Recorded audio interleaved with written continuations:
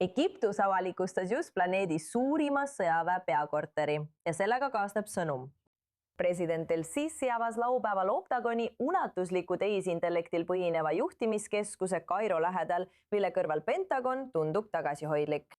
Selle põrandapind on 7–8 korda suurem. See on täis järgmise põlvkonna sõjatehnoloogiat. Ja see on loodud selleks, et koordineerida kogu Egiptuse riikliku julgeolekusüsteemi ühe katuse all. Kuid just see, mida Sisi tseremoonia ütles, pani kogu piirkonnas kulme kergitama.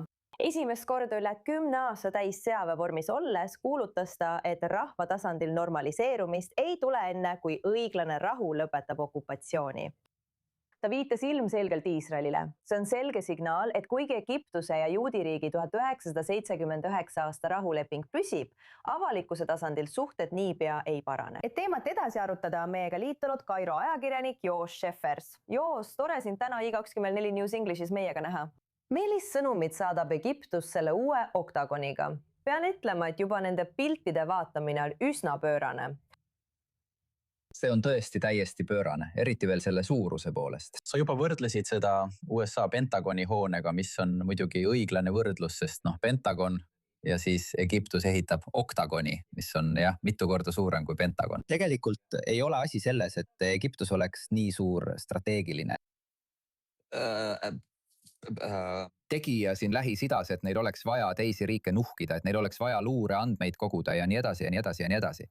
Aga võrreldes USA Pentagoniga siis siin Egiptuses, ja mul on siin nimekiri lahti, sest ma ei mäleta kõiki neid detaile. See ei ole ainult kaitseministeerium, neil on seal ka ilmateenistuse keskus, kõik hädaabiliinid juhitakse sealt, ka telekommunikatsioonid juhitakse sealt.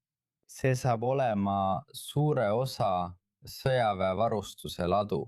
Seal on tohutud laod. Nii et see on rohkem kui lihtsalt kaitseministeerium.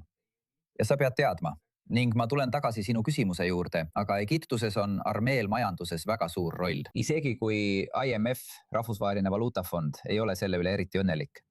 Aga Egiptuse armeel on tehased, neil on bensiinijaamad, neil on pangad. Nii et Egiptuses on see rohkem kui lihtsalt armee ja kõige selle jaoks on vaja ruumi.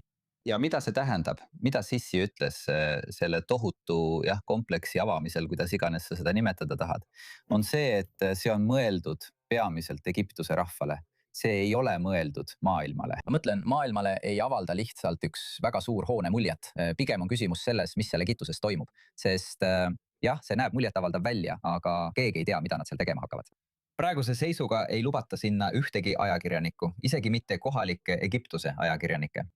Aga Egiptus peab olema, Sisi esitas selle sõnumi kohalikule elanikkonnale. Ta seisab Palestiina eest ja teab, kui oluline see Egiptuse rahvale on. Ja Egiptusel on praegu raske aeg, nii et selle asemel, et inimesed kritiseeriksid tema suuri kulutusi uue pealinna projektile, ütleb ta lihtsalt, et Lähis-Idas ei saa kunagi olla rahu ilma Palestiina riigita. Ja nii edasi, ja nii edasi, ja nii edasi. Tuleta meelde, mida ta varem ütles. Ta ütles, et see, mida Iisrael teeb Gaza sektoris, on süstemaatiline genotsiid. Nii et see sõnum oli eriti mõeldud Egiptuse rahvale. Nagu hei, ma olen teie poolel, aga sisuliselt ütleb ta, et ma kulutasin sellele tohutult raha. Ärgen keskendugem sellele. Palun ärge kritiseerige mind. Ma toetan palestiinlasi, täpselt nagu teiegi. Nii et elame lihtsalt oma eluga edasi. Kuidas peaks ülejäänud piirkond seda siis tõlgendama? Sa ütled, et see on sõnum Egiptuse sisemisele elanikkonnale, aga ilmselgelt jälgib ülejäänud piirkond seda samuti tähelepanelikult. Kas me peaksime nägema selles Egiptuse ambitsioone piirkondlikus sõjalise jõuna? Mitte sõjalise jõuna. Egiptus soovib olla siin piirkonnas diplomaatiline jõud. Nad püüavad mängida suurt rolli Gaza tulevikus. Egiptus püüab survestada Hamasi kokkuleppele jõudma, relvad maha panema. Täna nägime uudist, et Hamas kaotas ametlikult oma poliitilise osa, või kuidas seda nimetada, või selle osa, mis haldas Gaza sektorit. Jah, täpselt, selle valitsusliku osa.